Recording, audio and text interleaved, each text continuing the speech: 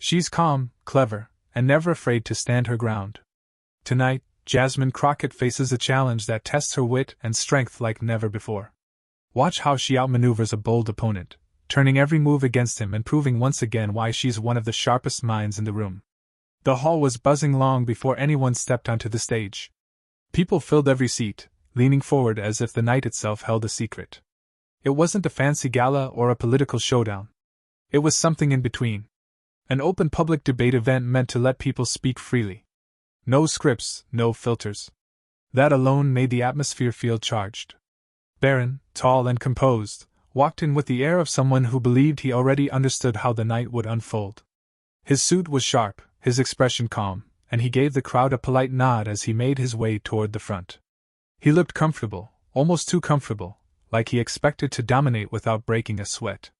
Across the room, Jasmine Crockett entered quietly, almost unnoticed at first. She didn't push through the crowd or draw attention to herself. She just moved with steady confidence, taking her seat as if the weight of the room didn't faze her.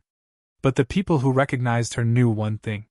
Jasmine was not someone you could unsettle easily. For several minutes, the event unfolded smoothly. People asked questions, offered thoughts, and the host welcomed each voice. But beneath the ordinary rhythm, there was a tension building, an undercurrent only a few could sense. Barron kept glancing in Jasmine's direction, studying her with a faint smile that didn't quite reach his eyes. Then the moment arrived. The host opened the floor again, saying anyone could step up to give their perspective on identity, respect, and public responsibility. Barron moved first smoothly, rising like he had been waiting for this exact invitation. He walked toward the center of the stage with a confidence that caught the audience's attention.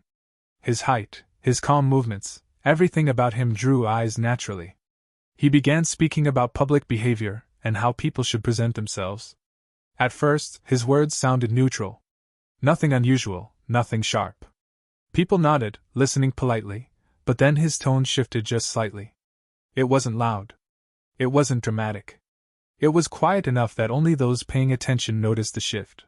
He turned toward Jasmine. Not fully, but just enough that everyone knew she was the one he meant. With all the discussions we have about where people come from, he said smoothly, it's interesting how some people claim one thing when their appearance suggests they may have a heritage they don't mention. The room paused. It wasn't a direct insult, but it was pointed. Too pointed. Barron didn't stop. I've always believed people should be honest about their roots, he added with a seemingly innocent smile. Sometimes you can just see things others try to hide. People shifted in their seats. Some looked at Jasmine. Others looked at Barron with a flash of discomfort. Everyone knew what he was implying without him saying it outright. It was a veiled jab at her skin color, an indirect comment dressed as casual observation delivered lightly enough to be denied, yet sharp enough to cut. Jasmine didn't react. Not a flinch, not a raised eyebrow. Nothing. She simply observed him. Her stillness made the moment even more intense. Barron expected at least a small reaction. Surprise, irritation, anything. But her calm expression remained frozen in place, as if his words hadn't reached her at all. And somehow that calm shook the room more than any angry reply could have. The audience felt the tension thickening. A few people whispered to their neighbors. Some stared at Barron with disbelief, while others shifted uncomfortably, unsure how to process what they had just heard. The host glanced nervously between the two, sensing the spark that had just been thrown into the open. Barron, however, seemed satisfied with himself. He gave a slow, almost relaxed shrug, as if he had simply made an ordinary comment. Yet his eyes flicked toward Jasmine again, waiting for her to break, to show even a small crack in her composure. But Jasmine continued to sit still, her hands folded neatly, her eyes steady and calm. That silence of hers felt louder than any microphone in the room. After a few moments, Barron stepped back slightly, giving the floor to the next speaker. Though he kept watching Jasmine, expecting something, anything. But she remained quiet. Her silence wasn't fear. It wasn't defeat. It was something else entirely. It was the silence of someone choosing her moment with care. People could feel it. Something in her stillness told the room that her turn, whenever it came, would matter. And so the tension lingered, suspended in the air like a held breath. Barron stood there wearing the faint smile of someone who believed he had come out ahead. The audience waited, wondering if Jasmine had accepted the jab or if she was planning something. Little did Barron know, the calm he was so proud of would not last. The silence he mistook for hesitation was the exact opposite. Jasmine wasn't shaken. She was ready. She was simply waiting for the right moment to speak. A moment that would shift the entire room. The air felt different after Barron finished speaking. It wasn't loud tension. It was the kind that slips into a room quietly, and then refuses to leave. People kept glancing between him and Jasmine, wondering if she was going to answer his indirect jab or if she would let it pass. Her silence made everyone more curious, almost nervous. Barron stood there with an easy smile, the kind of smile someone wears when they believe they've already won. He looked like a person who had just made a clever move in a game and was waiting to see the other player struggle to catch up. Some in the crowd watched him with admiration, while others waited uneasily for what might come next. But Jasmine remained as steady as a mountain. She didn't shift. She didn't sigh. She didn't show even the smallest bit of irritation. She simply sat with her hands resting together, and her eyes focused straight ahead, not even blinking more than usual. Her calmness confused Barron. He had expected at least some hint that his comment had landed. Maybe a frown, maybe a sharp breath, maybe a subtle shake of the head, but she gave him nothing at all. Absolutely nothing. That silence, her silence, began to work against him. He cleared his throat and tried to continue. "I think what I said needed to be said," he added lightly, as if he were trying to convince someone, though no one knew if he meant the audience or himself. People get too sensitive these days. It's important to speak openly. Again, the crowd shifted. They could sense he was trying to keep control, but the room wasn't reacting the way he expected.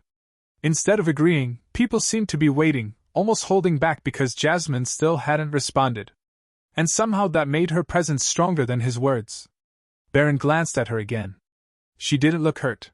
She didn't look angry. She simply looked prepared. The host tried to smooth things over by directing the conversation elsewhere. But the moment had already taken root in everyone's minds.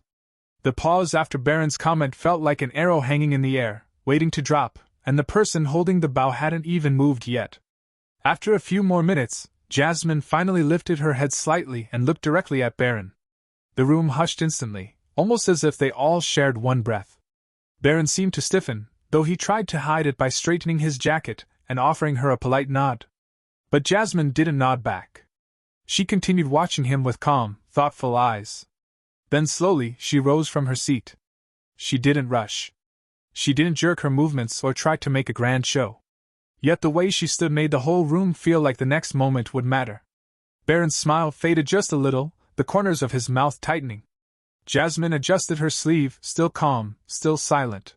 When she finally spoke, her voice was steady and clear, but there was something underneath it, something controlled, sharp, and intentional. "You're wondering why I've been quiet," she said. She didn't ask. She stated it like she already knew exactly what he'd been thinking. The audience leaned closer. Barron blinked as if her words had hit him before he even understood what they meant. Jasmine continued, "I stayed quiet because I wanted you to finish." Her tone wasn't soft, but it wasn't harsh either. It was the tone of someone who was holding important information and choosing her moment with care. People exchanged looks. Some had already sensed that her silence wasn't passive. It was purposeful. Barron opened his mouth, maybe to interrupt, but Jasmine lifted her hand slightly, not to silence him rudely, but to show she wasn't done speaking. Something in that small gesture made him freeze in place. She said, "You spoke with confidence. You made your point, and you believe you've shaken me." Her words were measured, each one placed carefully. Barron swallowed, unsure where she was leading. "But I didn't remain quiet because I was bothered," she said. "I remained quiet because before I answer you, I want to share something of my own." The crowd reacted quietly. A gasp here, a whisper there. But Jasmine didn't acknowledge the noise. She reached into her bag and brought out a folder, crisp and sealed. The room's attention tightened instantly, as though everyone had been pulled by the same invisible thread. Barron's expression changed. His eyes narrowed slightly, then widened. He glanced at the folder, as if it held something dangerous. Jasmine held it in her hand as if it weighed more than paper. "This isn't something I plan to reveal today," she said. "I brought it only in case someone pushed me to a place I don't like going." The implication was clear, and it landed heavily. Barron shifted on his feet. His confidence, once smooth and effortless, now seemed forced. His fingers twitched slightly, betraying nerves he didn't want anyone to see. Jasmine looked him straight in the eye. Not with anger, not with pride, but with the calm certainty of someone who knew exactly what she was doing. You wanted to talk about identity, she said. So, let's talk about it fully. The energy in the room thickened. Every person locked onto the two of them. Barron swallowed again, realizing too late that Jasmine's silence had never been a sign of defeat. It was a warning, a quiet signal that the moment she chose to speak, everything would change. And that moment had just arrived. The entire hall seemed to freeze as Jasmine held the sealed folder in her hand. It looked ordinary, just a thin stack of papers inside a plain cover. But the way the room reacted made it feel heavier than steel. Even people in the back rows sat completely still, their eyes locked on that folder like it contained something that would shift the ground beneath them. Barron's earlier confidence faded the longer Jasmine stood there without rushing. He had been so sure of himself, so certain he had the upper hand. But now he watched her with unease creeping into his face, like he suddenly realized she had been playing a different game than the one he thought he'd started. Jasmine slowly opened the folder. She didn't rush, and she didn't show any excitement. Her expression remained calm, almost too calm for the moment. The soft rustle of the papers made several people in the audience flinch as though the sound itself carried a warning. She lifted the first page and held it carefully.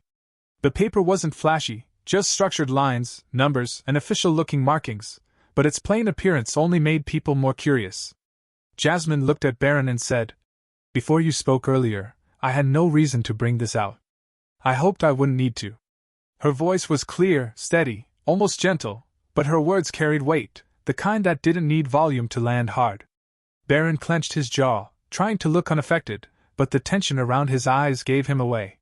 Jasmine continued, "I knew that if anyone tried to make assumptions about me, about my background, my skin, my heritage, I needed to be ready.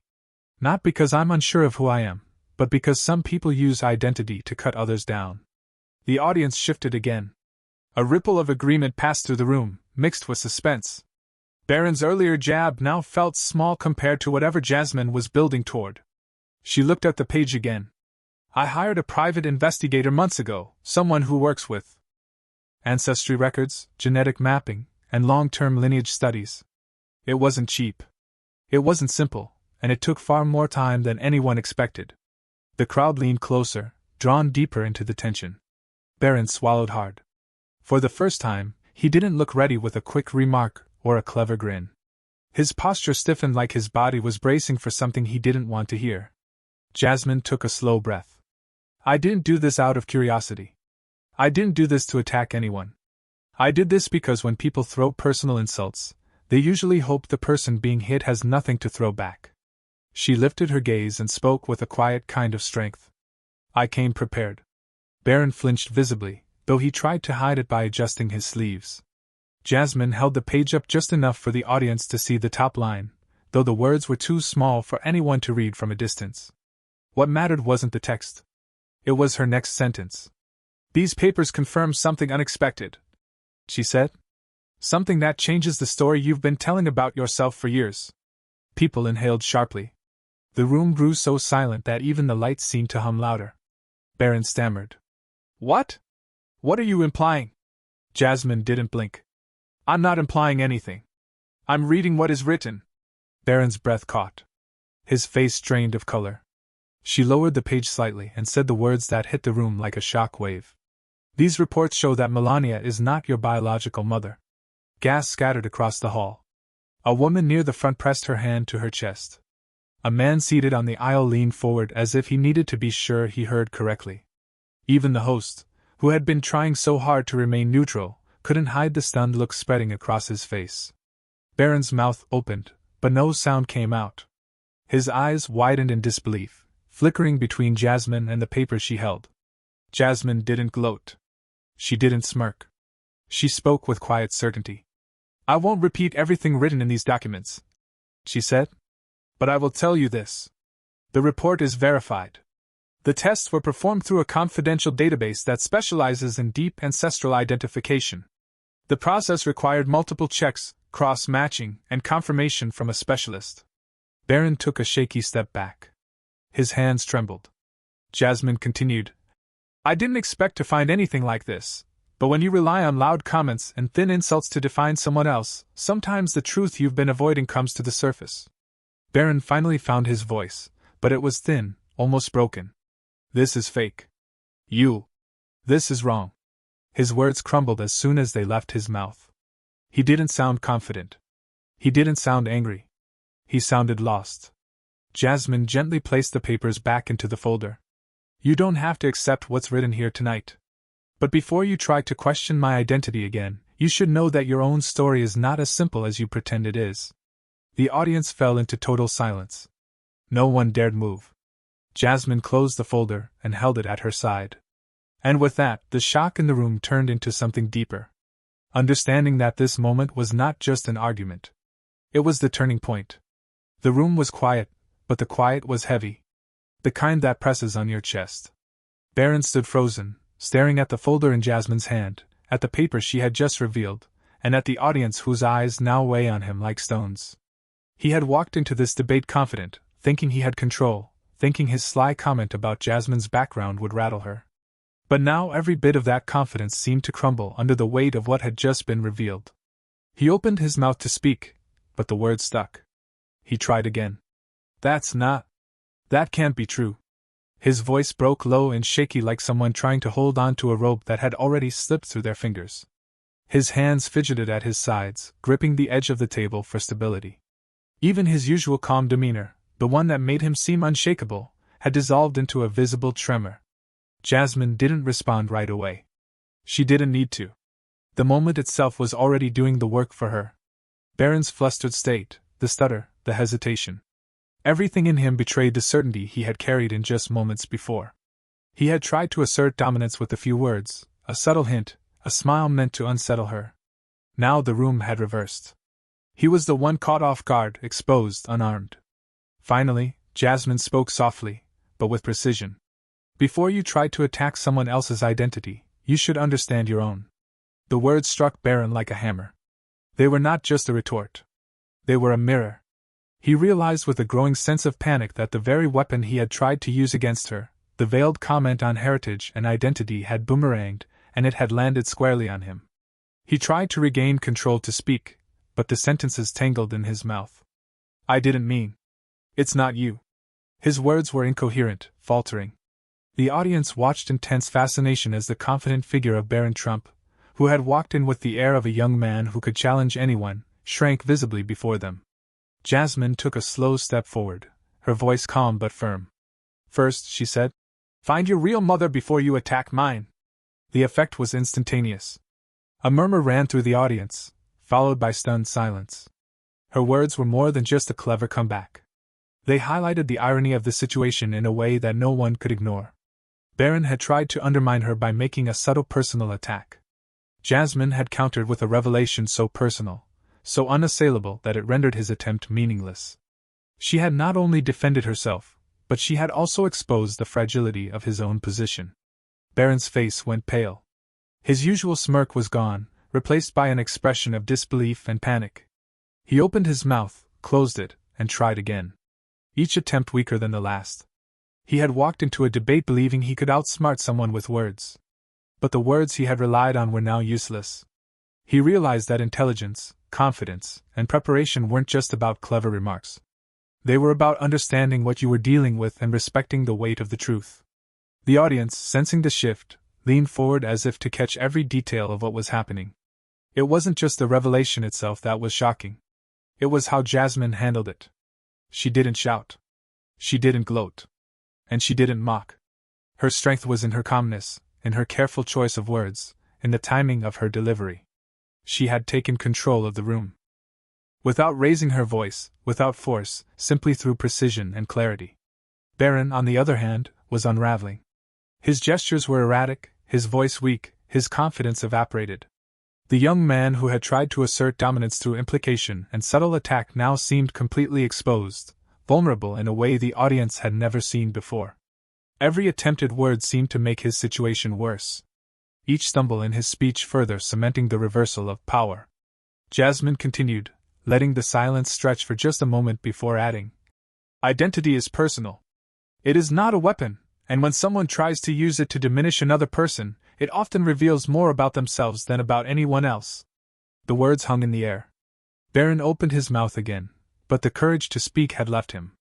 He looked down at the floor, at the folder in Jasmine's hands, at the papers he knew he couldn't refute. The audience could see it all. The shift in power, the collapse of arrogance, the exposure of vulnerability. He had come in thinking he would unsettle Jasmine Crockett with a sly remark.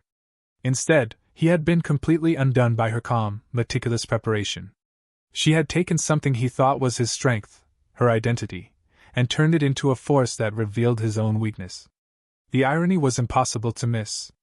Finally, Barron stepped back, defeated not by shouting or confrontation, but by the quiet, undeniable authority of truth. He realized in a moment of clarity tinged with panic that being clever isn't about landing a single jab.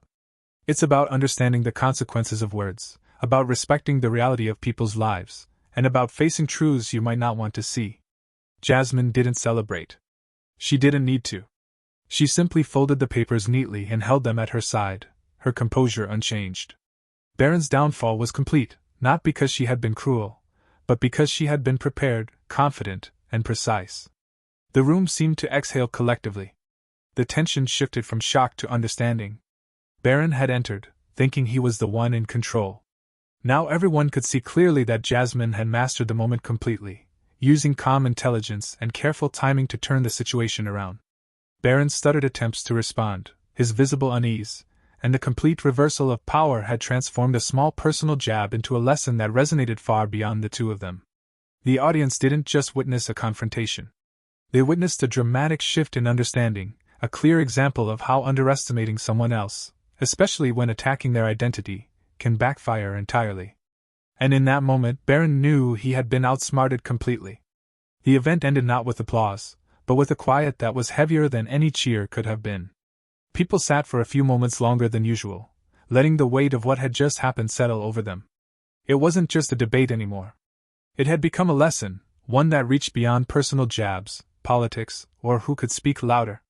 It was about understanding, respect, and the consequences of underestimating others.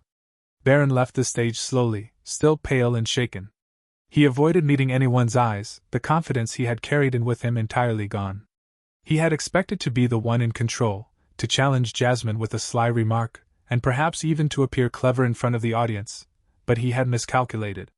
Every subtle jab he had prepared, every smirk, every carefully chosen word had been turned back on him. The power he had assumed he possessed evaporated in an instant, replaced by a kind of clarity he hadn't anticipated. Jasmine, in contrast, walked off the stage, composed, calm, and assured.